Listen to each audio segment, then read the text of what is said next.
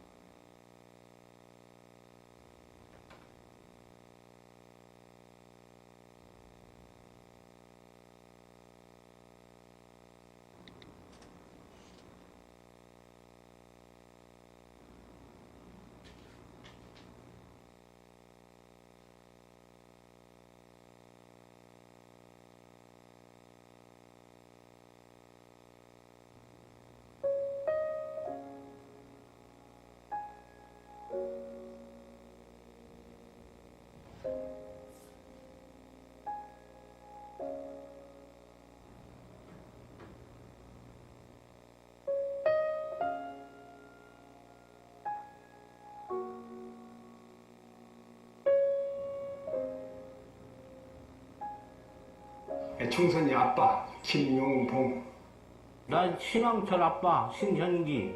이영근입니다. 큰아들이. 저 영우 아버지 되는 사람입니다. 조유섭 아빠. 진영이 아빠. 성함은 김성복. 생각나지요. 그 아들, 딸만 낳다가 아들 가졌는데 이번에도 딸이 못 갈까 했는데 네 엄마, 아빠, 동생한테 신경 써주고 고맙고. 부모로서 이렇게 뭔가를 충분하게 해줘야 되는데 그런 것도 못 해주고 그래서 참 마음이 아픕니다. 아들이라는 것은 어느 누가 바꿀 수도 없는 것이고. 크게 뭐 도와주지도 못했고 했는데 그들이 알아서 잘 커가지고. 계속 부족한 게 부모 마음 아닐까요? 죽는 순간까지. 제가 그런 마음으로 살고 있어요. 계속 부족한 거예요. 너무 엄하게 했던 게 그게 좀 미안해.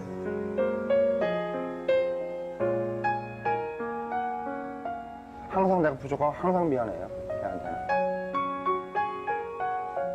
미안하다 참. 모든 것이 부족하고 못 가르치고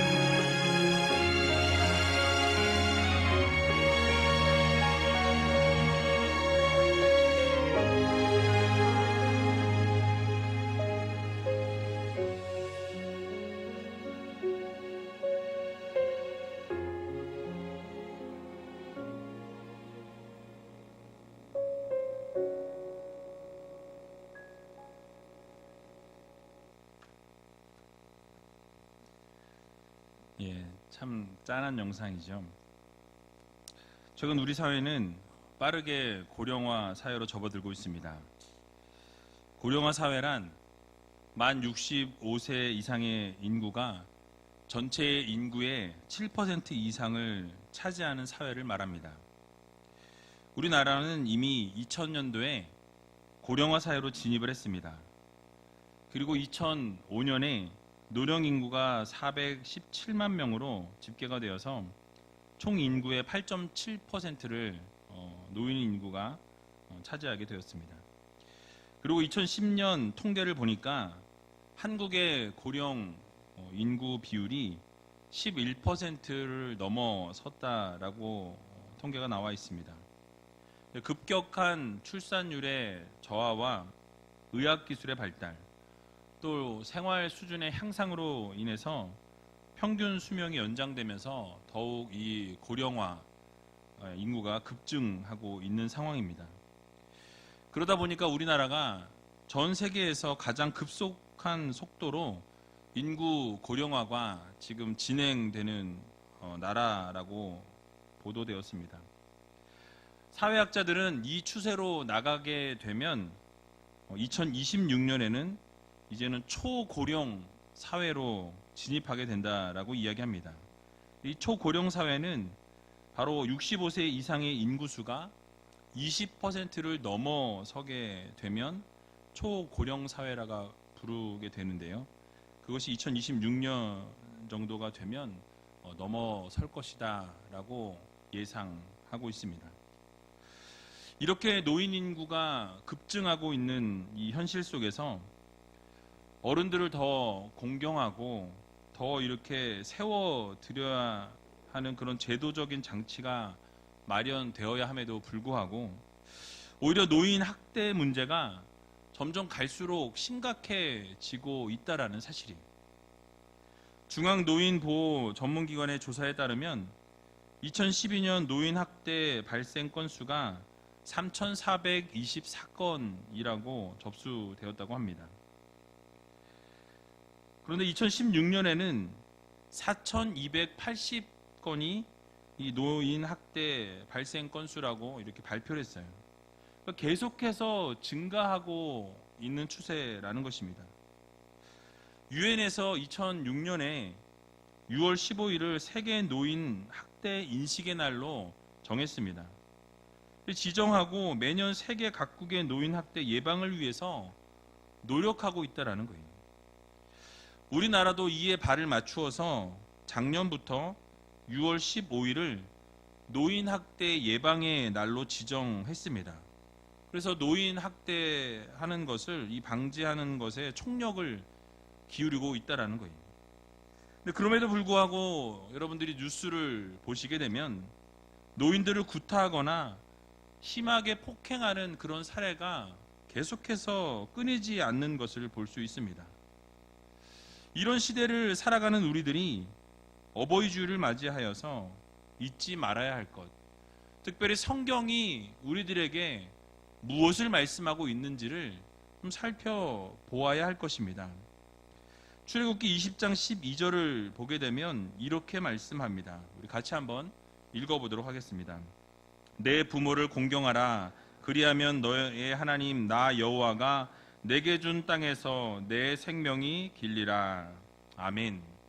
바로 10계명의 말씀이 바로 이 출애굽기 20장 12절의 말씀입니다. 10계명이 1계명부터 4계명까지는 하나님과 바로 인간 사이에서 이루어져야 될 계명을 하나님께서 네 계명을 말씀해 주십니다. 인간이 지켜야 할 계명에 대해서 4계명까지 나타나 있고요. 5계명부터 이 10계명까지는 인간과 인간 사이에 지켜야 할 계명이 기록되어 있습니다. 근데 그 인간과 인간 사이에서 기록되어져 있는 이 계명 중에 바로 첫 번째 계명인 이 다섯 번째 계명, 그것이 바로 내 부모를 공경하라 라는 계명이에요. 그만큼 부모 공경하는 것이 중요하기에 가장 첫 번째에다가 올려놓으셨다라는 사실입니다.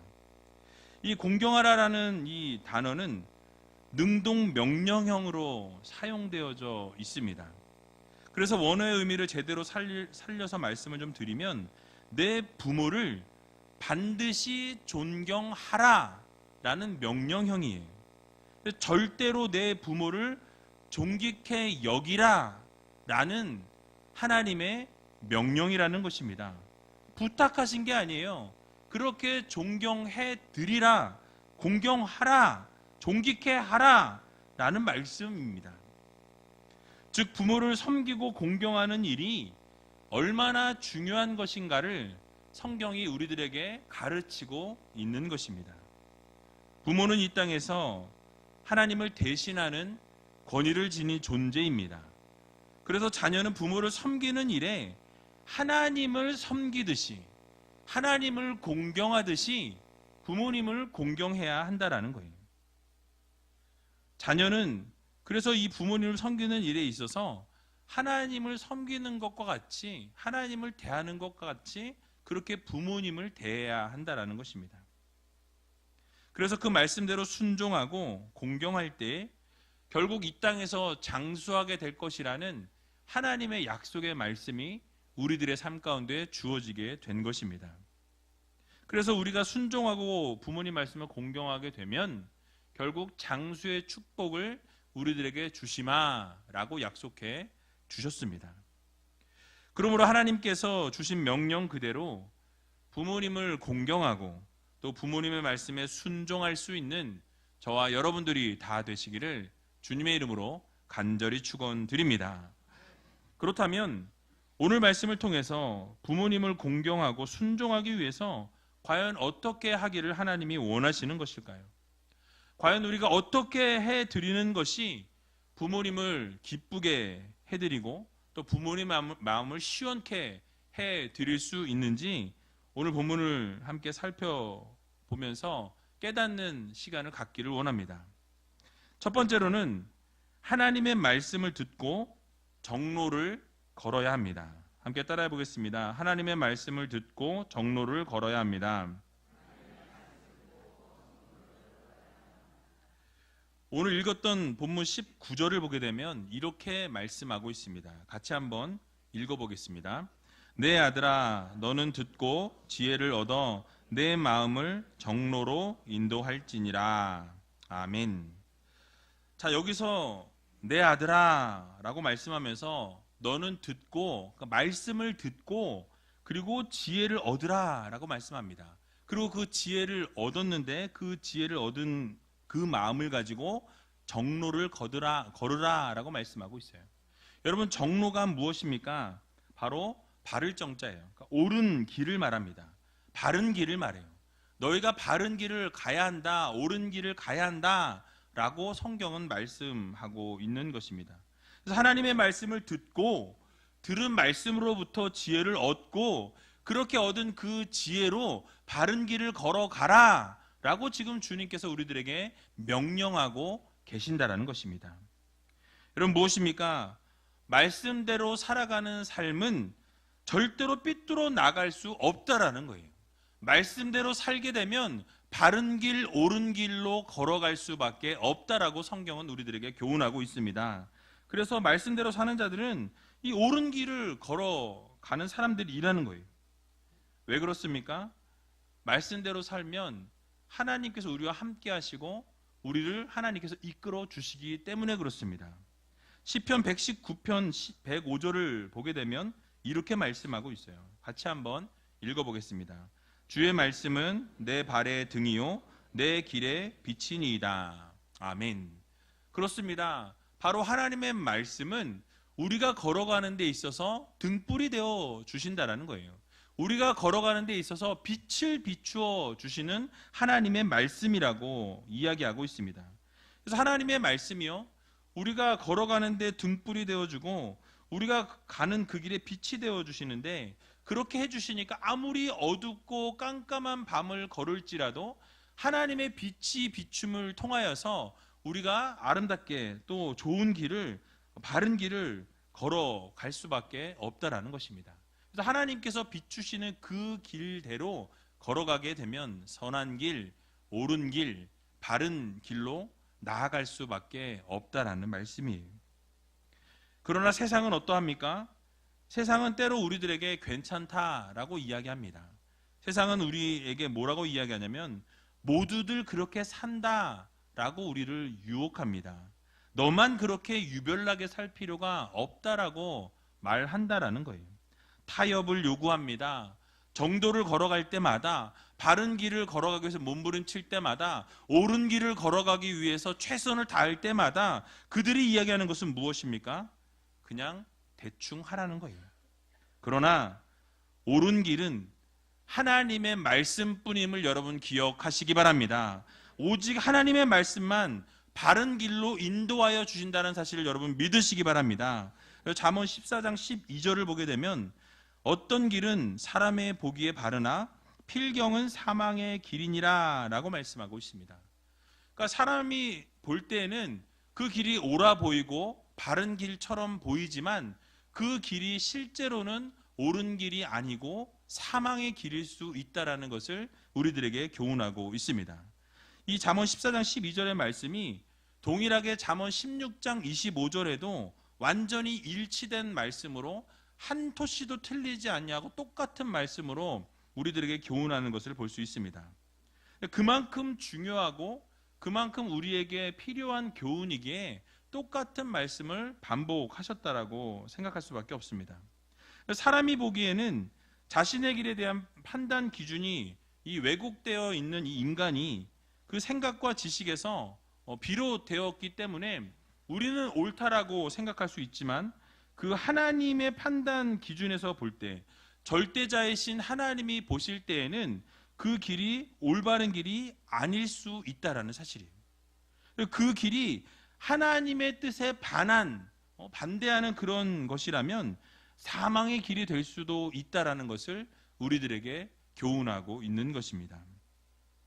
즉 사람은 지혜로워 보이고 올바로 판단하는 것 같고 올바르게 결정하고 행동하는 것 같지만 때로는 그 판단이 잘못되어서 옳은 길이라고 간 그 길이 잘못된 길을 걸어갈 때가 있더라는 사실입니다. 그래도 주님께서도 이렇게 말씀하셨습니다. 마태복음 7장 13절과 14절에 보니까요, 이렇게 말씀하고 있어요. 우리 같이 한번 읽어보겠습니다. 좁은 문으로 들어가라. 멸망으로 인도하는 문은 크고 그 길이 넓어 그리로 들어가는 자가 많고 생명으로 인도하는 문은 좁고 길이 협착하여 찾는 이가 적음이니라. 아멘. 여러분 무엇이라고 말씀합니까? 바른 길은 좁은 길이라 라고 말씀하고 있어요. 그러니까 멸망으로 인도하는 문은 크고 그 길이 넓다라고 말씀합니다. 그러나 생명으로 인도하는 문은 좁고 그 길이 협착하여서 찾는 사람들이 적다라고 말씀하고 있습니다. 그러니까 세상에서는 좋은 길, 눈에 선해 보이는 그 길을 걸어가기 원한다라는 거예요. 그러나 하나님께서 원하시는 것은 다르다라는 것입니다. 하나님께서 원하시는 것은 좁은 길을 가기를 원하신다라는 거예요. 바른 길을 걸어가기를, 옳은 길을 걸어가기를 원하신다라는 것입니다. 그러니까 세상에 걸어가는 그 길을 똑같이 걸어가는 우리가 아니라 하나님이 원하시는 생명의 말씀을 따라 사는 것을 우리들에게 요구하고 계신다라는 사실입니다. 그러므로 때로는 세상 사람들이 모두 맞다고 할지라도 말씀이 아니라고 말씀한다면 그 말씀대로 순종하는 것이 바로 지혜롭고 바른 길을 걸어가는 것입니다. 찾는 이가 적을지라도 말씀이 바른 길로 가라고 한다면 그 바른 길로 가고 좁은 길로 가라고 할 때 좁은 길로 가는 것, 그것이 바로 믿음의 백성들의 모습이라는 것을, 그 정로이라는 것을 여러분 기억하시기 바랍니다. 세상은 정로로 가면, 바른 길로 가고 옳은 길로 가면 미련하다고 말합니다. 바보 같다고 말합니다. 어리석다라고 말합니다.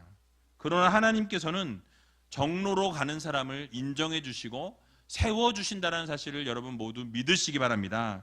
그러므로 말씀에서 모든 지혜를 얻고, 말씀을 통해서 소망을 얻고, 말씀을 통해서 우리의 삶의 기준을 발견함으로 부모님을 기쁘게 해드리고 부모님의 마음을 시원케 해드릴 수 있는, 또 효도할 수 있는 저와 여러분들이 다 되시기를 주님의 이름으로 간절히 축원드립니다. 두 번째로는 방탕한 길을 가지 말아야 합니다. 함께 따라해 보겠습니다. 방탕한 길을 가지 말아야 합니다. 오늘 본문 20절에서 21절의 말씀을 보게 되면 이렇게 말씀하고 있습니다. 우리 같이 한번 읽어보겠습니다. 술을 즐겨하는 자와 고기를 탐하는 자로 더불어 사귀지 말라. 술 취하고 탐식하는 자는 가난하여 질 것이요 잠자기를 즐겨하는 자는 헤어진 옷을 입을 것임이니라. 아멘. 여러분, 이 자리에 앉아 계신 부모님들 가운데 혹시 자녀들이 방탕한 길을 걸어가기를 기뻐하시는 부모님이 혹시 여기 앉아 계십니까? 내 자녀는 좀 방탕했으면 좋겠다, 바르지 않은 길을 좀 걸어갔으면 좋겠다 생각하시는 분은 아마 한 분도 안 계시리라 생각합니다. 그러니까 하나님 말씀대로 살지 못하고 이 정로로 바른 길로 걷는 사람들과 반대로 가는 사람들, 그런 사람들이 바로 오늘 본문에 보니까 술을 즐겨하고 고기를 탐하는 자다라고 말씀하고 있습니다. 잠자기를 좋아하는 사람이라고 말씀하고 있어요. 바로 그런 자들이 결국 게으른 사람들이고 방탕한 자들이라고 말씀하고 있는 것입니다. 여기서 솔로몬이 지적하고 있는 것은 단순히 먹고 마시는 일에 대해서 그렇게 먹고 마시는 사람과 더불어 사귀지 말라는 그런 말씀이 아니라는 거예요. 바로 여기서 지적하고 있는 사람들은 어떤 사람들이냐면 정상적인 수준을 넘어선, 정상적인 범주에 있는 것을 넘어 있는, 그 선을 넘어가 있는 사람들을 말합니다. 무절제하고 방탕하여서 이러한 술을 즐기면서 이러한 인생의 낙으로 모든 것을 이것에 포커스가 맞춰져 있는 사람들을 말씀하고 있는 거예요. 그래서 늘 술에 취해 있고 늘 탐욕이 가득하고 욕심이 온 삶을 다 다스리게 되고 무절제하고 게으른 자들을 말씀하고 있는 것입니다. 여러분, 오늘날 한국의 현 주소를 보게 되면 OECD 국가 중에서 치욕스러운 것들을 1등인 게 참 많이 있는 것을 보게 됩니다. 자살률이 1위고요. 산업재해 사망률도 1위입니다. 가계부채도도 1위, 노인 빈곤율도 1위, 청소년 흡연율과 성인 흡연율도 1위, 또 보행자 교통사망률이 1위입니다. 교통사고가 1위고요. 어린이 행복지수 낮은 순위도 1위입니다. 이혼 증가율도 1위고요. 술 소비량 1위, 저출산도 1위입니다. 여러분, 좋지 않은 것을 1위를 계속 달리고 있어요. 그런데 이렇게 먹고 마시고 잘못된 것에 계속 빠져들고 있다는 것입니다. 근데 이것을 성경도 하지 말라라고 말씀하고 있어요. 경고하고 있습니다. 이유가 무엇입니까? 결국 계속 이러한 방탕한 삶을 살게 되면 결국 가난해질 것이요, 헤어진 옷을 입게 될 것이다 라고 오늘 성경 본문은 우리들에게 경고하고 있는 것입니다. 바로 무엇입니까? 망할 거라는 거예요. 자신의 욕심을 따라 살고 내가 원하는 대로 살고 내가 바라는 대로 살고 내가 하고 싶은 대로 살고 내 욕심과 욕망을 따라 살게 되면 그것이 가장 좋을 것 같지만 결단코 그 끝이 좋을 수 없다라고 성경은 우리들에게 교훈하고 있는 것입니다. 여러분들이 잘 아시는 탕자의 비유가 누가복음 15장에 나오고 있습니다. 누가복음 15장 12절과 13절을 보면 이렇게 말씀하는데요. 우리 같이 한번 읽어보겠습니다. 그 둘째가 아비에게 말하되 아버지여, 재산 중에서 내게 돌아올 분깃을 내게 주소서 하는지라. 아비가 그 살림을 각각 나눠 주었더니 그 후 며칠이 못되어 둘째 아들이 재물을 다 모아가지고 먼 나라에 가 거기서 허랑방탕하여 그 재산을 허비하더니. 아멘. 여러분, 둘째 아들의 행동이 어떠했습니까? 아직 아버지가 돌아가시지도 않았는데 뭘 요구하고 있어요? 유산을 요구하고 있다는 거예요. 아버지가 정정하게 살아 계시는데 찾아와서 나에게 돌아올 유산을 내어 놓으십시오 라고 지금 요청하고 있는 것입니다. 만약 이 자리에 앉아 계신 어르신들 중에서 자녀가 갑자기 자기에게 올 유산을 지금 당장 내어 놓으라고 하면 여러분 어떠시겠습니까? 안 되지. 이런 나쁜 놈. 안 되죠. 어이없고 황당한 일이 될 것입니다. 특히 이 당시에 보수적이고 예의에 민감한 사회적인 특성을 고려해 보면 이 둘째 아들은 정말 폐륜아라고 말씀드릴 수 있을 만큼 정말 이렇게 못된 아들이었다라는 것입니다. 그런데 이렇게 이 탕자가 아버지 앞에 유산을 요구하고 나선 것은 아마 그가 정말로 아버지로부터 빨리 독립하고 싶은 그런 욕구가 컸기 때문으로 보여집니다. 그래서 아버지로부터 이 규제 받고 싶지 않아서 자기 마음대로 허랑방탕한 삶을 살고 싶었다라는 거예요. 일탈의 의도가 그 안에 깔려 있다라는 것입니다. 근데 그런 모든 것을 알고 있었던 아버지는 그럼에도 불구하고 그 탕아에게, 그 탕자에게 유산을 주었다라는 거예요.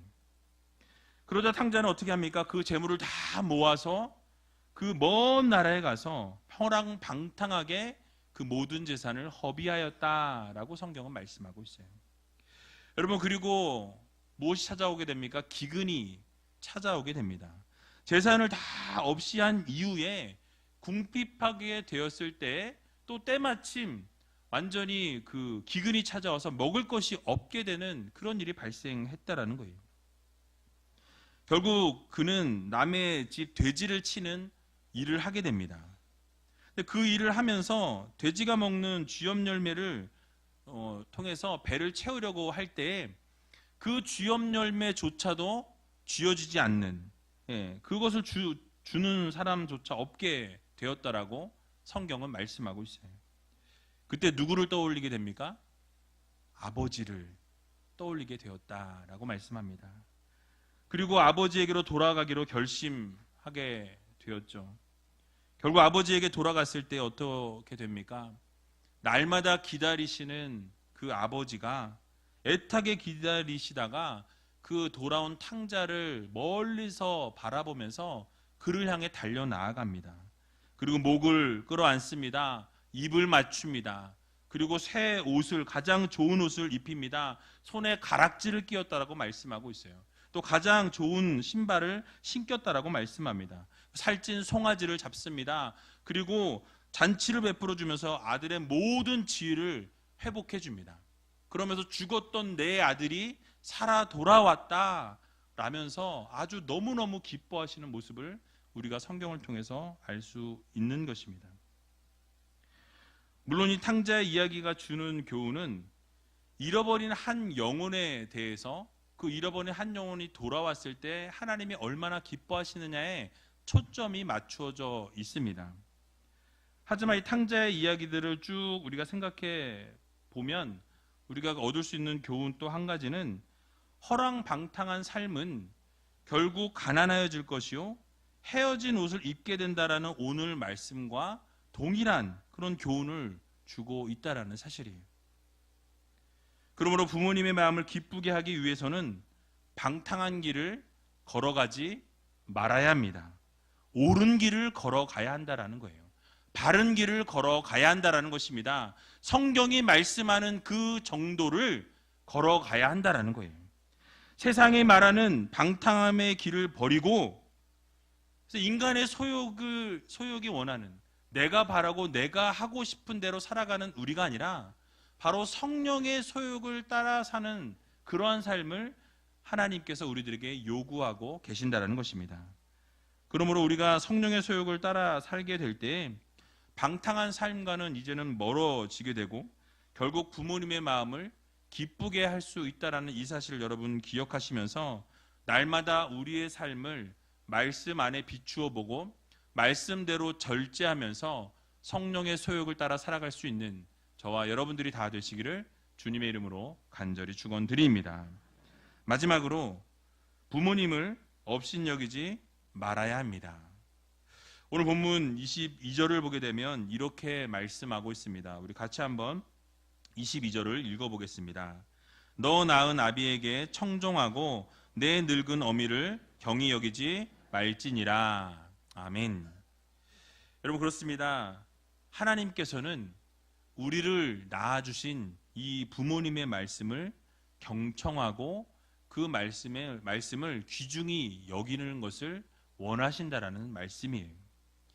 여러분, 부모님들이 나이가 드시면 먼저 힘이 없어집니다. 그리고 어린아이가 된다라는 이야기들을 많이 해요. 작은 것에도 섭섭해 하시고 기분이 안 좋아 하실 때가 있다라는 거예요. 그래서 쉽게 말하면 잘 삐지신다라고 이렇게 이야기들을 많이 하죠. 여러분, 그러나 그럼에도 불구하고 부모님 말씀을 청종하라라고 오늘 성경은 우리들에게 교훈하고 있습니다. 여러분, 이 청종이라는 것이 무엇입니까? 잘 듣는 거예요. 그리고 잘 따르는 것입니다. 그리고 이해하는 거예요. 여러분, 이 이해라는 단어는 영어로 understand입니다. 이 understand이라는 이 단어가 합성어인데요. under라는 단어와 stand 단어가 이렇게 두 개가 합성이 된 거예요. under라는 뜻이 무엇입니까? 아래라는 뜻이죠. stand는 뭐예요? 서다라는 뜻이에요. 그러니까 아래에 서는 것이 바로 상대방을 이해하는 것이라는 말씀입니다.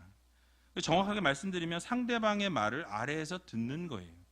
부모님의 말씀을 청종하는 것, 바로 잘 듣고 잘 이해하고 그 들은 말씀대로 따르는 것, 그것이 바로 청종이라는 것입니다.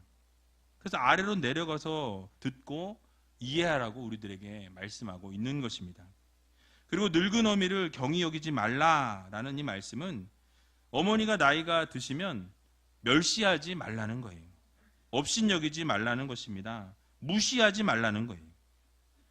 혹시 자녀 세대보다 못 배우시거나 또 지식적으로 잘 모르실 수 있어요.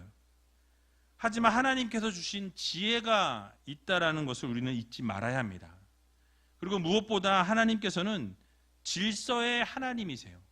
이 질서를 어지럽히는 것, 하나님이 절대로 좋아하시지 않습니다. 분명히 부모님을 공경하라 말씀하셨어요. 또 부모님, 아버지를 청종하고 어머니를 경히 여기지 말라라고 말씀해 주셨습니다. 그래서 부모님을 업신여기고 또 가볍게 여기는 사람들 중에서 보게 되면 복받는 사람이 없다라는 거예요. 그러므로 부모님의 말씀을 가볍게 여기지 말고 청종하고 순종할 수 있는 여러분들이 다 되시기 바랍니다. 또한 부모님을 기쁘게 해드리고 즐겁게 해드릴 수 있는 여러분들이 다 되시기 바랍니다. 오늘 읽진 않았지만 잠언 23장 25절을 보면 내 부모를 즐겁게 하며 너 낳은 어미를 기쁘게 하라 라고 말씀하고 있어요. 무엇입니까? 바로 부모님을 항상 즐겁게 해드리고 기쁘게 해드리라는 거예요. 여러분, 아까 전에 영상을 다시 한번 떠올려 보시기 바랍니다. 오늘날에 아버지들이 설 자리가 없다라는 말들을 참 많이 해요. 가정에서조차 아버지의 그 자리가 점점 좁아지고 있다라는 거예요. 어깨를 펴지 못하는 그런 시대가 왔다라는 것입니다. 그러나 우리가 믿는 사람으로서, 믿는 가정으로서 여러분, 아버지들이 정말 가정에서 편하게 그렇게 설 수 있는 그런 가정을 만들 수 있는 여러분들이 되시기 바랍니다. 항상 이맘때가 되면 부모님께 감사하면서 효도해야 한다라는 이 단어를 떠올리게 됩니다. 그런데 항상 이때만 그런 것이 아니라 우리가 언제나 부모님께 감사하고 또 부모님의 입장에서 즐겁게 해드리고 그 마음을 기쁘게 해드릴 수 있는 여러분들이 다 되시기 바랍니다. 오늘이 5월 6일입니다. 그리고 내일 모레가 5월 8일 어버이날이에요. 여러분, 부모님들은 자녀들에게 효도를 좀 받으셨으면 좋겠어요. 그래서 이미 부모님이 안 계신 어르신들은 자녀들을 통해서 여러분 효도를 좀 받으시고, 또 자녀된 자들은 부모님께 좀 효도하시고 전화들 하셔서 식사도 좀 대접하시고 용돈도 좀 쥐어드리시고 기쁘고 즐거운 하루가 되시기 바랍니다. 용돈을 쥐어드리라니까 아멘이 나왔어요. 그래서 여러분들 아멘대로 될지어다. 여러분 날마다 그렇게 부모님을 섬기고 공경할 수 있는, 그래서 이렇게 같이 기쁘고 즐거운 하루 보내시고 날마다 부모님의 마음을 기쁘게 해드리고 부모님을 시원케 해드릴 수 있는 저와 여러분들이 다 되시기를 주님의 이름으로 간절히 축원드립니다. 우리 시간 찬양하기 원하는데요.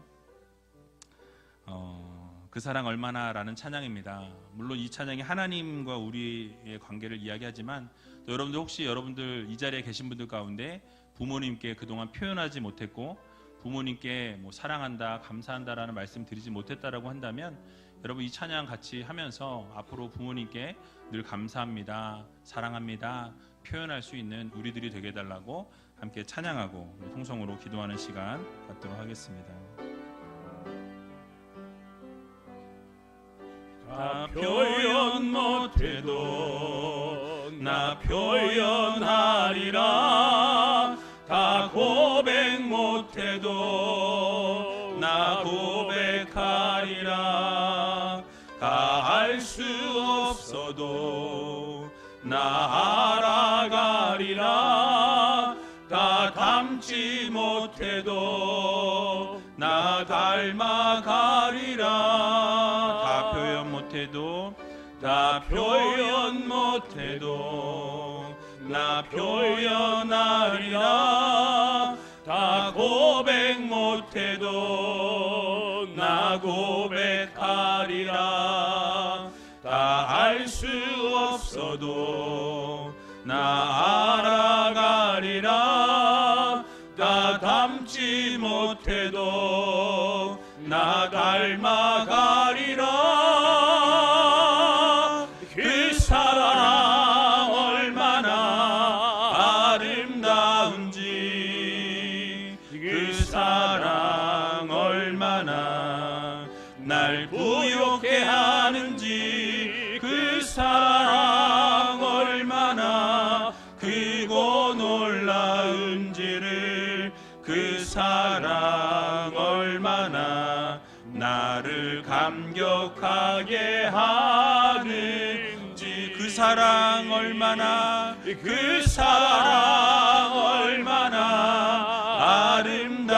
아름다운지, 그 사랑 얼마나 날 부욕해 하는지, 그 사랑 얼마나 크고 놀라운지를, 그 사랑 얼마나 나를 감격하게 하는지, 그 사랑 얼마나, 그 사랑 얼마나 아름다운지, 그 사랑 얼마나 날 부욕해 하는지, 그 사랑 얼마나 크고 놀라운지를, 그 사랑 얼마나 나를 감격하게 하는지. 우리 이 시간 다 같이 눈을 감고 함께 기도하며 나갈 때 정말 부모님의 그 사랑 표현하지 못했고 고백하지 못하였지만 정말 그 부모님의 사랑에, 아버지의 사랑에, 어머니의 사랑에, 또 그 하나님의 사랑에 날마다 감사하며 사랑한다고 고백할 수 있는 우리들이 되게 해달라고 여러분 기도하시기 바랍니다. 분명히 하나님께서 말씀하셨습니다. 내 부모를 공경하라. 내 부모를 공경하라 말씀하셨어요. 이 말씀에 귀를 기울이고 순종하고 공경할 수 있는 정말 성도들이 되게 해달라고 여러분 기도하시기 바랍니다.